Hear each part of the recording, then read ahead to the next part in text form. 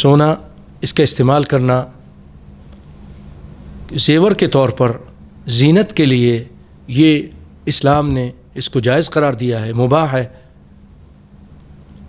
یہ عورتوں کے لیے جائز ہے۔ زیور، سونا چاندی وغیرہ کا سونا یہ عورتوں کے لیے حلال ہے، چاندی بھی حلال ہے۔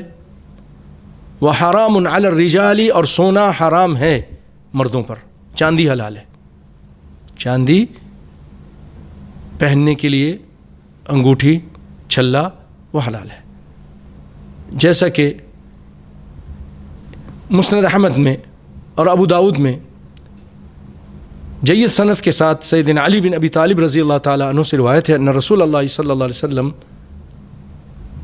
کہ نبی صلی اللہ علیہ وسلم نے اخذ حریرا، آپ صلی اللہ علیہ وسلم نے ریشم لیا، فجعلہ فی یمینہ، اس ریشم کو اٹھا کر اپنے داہنی طرف رکھ دیا۔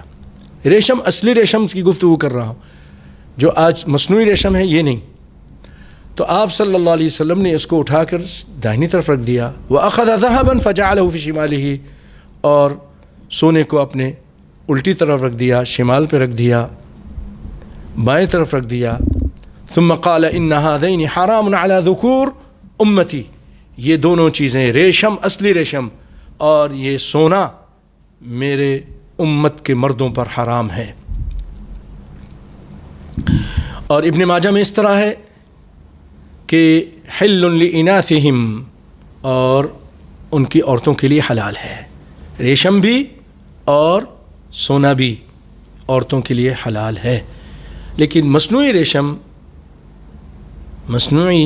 ریشم یہ انسان، اگرچہ اس سے بچنا ہی بہتر ہے، لیکن اگر کوئی استعمال کرتا ہے تو وہ علماء نے اس کی اجازت دی ہے، اور خاص طور پہ اگر وہ کپڑے کے ساتھ، دوسرے کپڑوں کے ساتھ، دوسرے دھاگوں کے ساتھ ملا ہوا ہے تو اس میں کوئی قباحت نہیں ہے۔ اب ایک سوال یہ پیدا ہوتا ہے کہ عورتوں کے لیے زیور حلال ہے، لیکن کیا سونے کے برتن یہ عورتوں کے لیے بھی حلال ہیں؟ برتن یا اور کوئی چیز، مثلا قلم یا دوات یا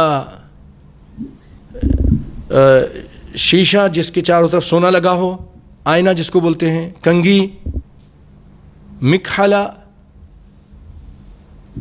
جو سرما دانی،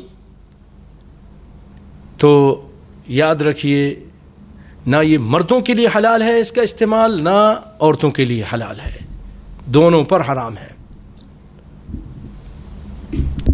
جیسا کہ ایک بہت بڑے عالم ابن مفلح فی الآداب الشرعیہ میں فرماتے ہیں وَيُحْرَمُ عَلَيْهِمَا تَحْلِيَةٌ دوات ومبرأ ومقلمة ومرآت ومشت ومكحلة وشربة ومرود وكرسي وآنية وسبحة ومحراب وكتب،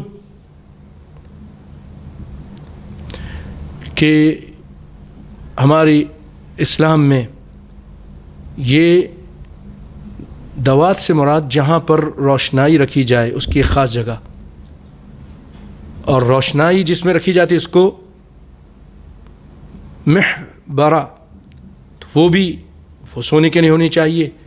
اچھا، مقلمہ کہتے ہیں جس میں یہ قلم اور اس طرح کے دوات اور یہ ایک ڈبہ سا بنا کے رکھ دیا جاتا ہے، آج بھی یہاں پر عربی بچے اس کو مقلمہ بولتے ہیں، اصل میں مقلمہ ہے، تو وہ بھی ناجائز ہے۔ سرما دانی، مرود، میل یعنی سرما دانی اور سرما کی سلائی، کچھ لوگ سونے کے استعمال کرتے ہیں، برتن وغیرہ، کرسی، محراب جہاں نماز پڑھتے ہیں، یا خاص کسی آدمی کی خاص بیٹھنے کی جگہ وہ سونے کی، یا کتاب اس پہ سونے کا، یہ سب چیزیں مردوں عورتوں سب پر حرام ہیں۔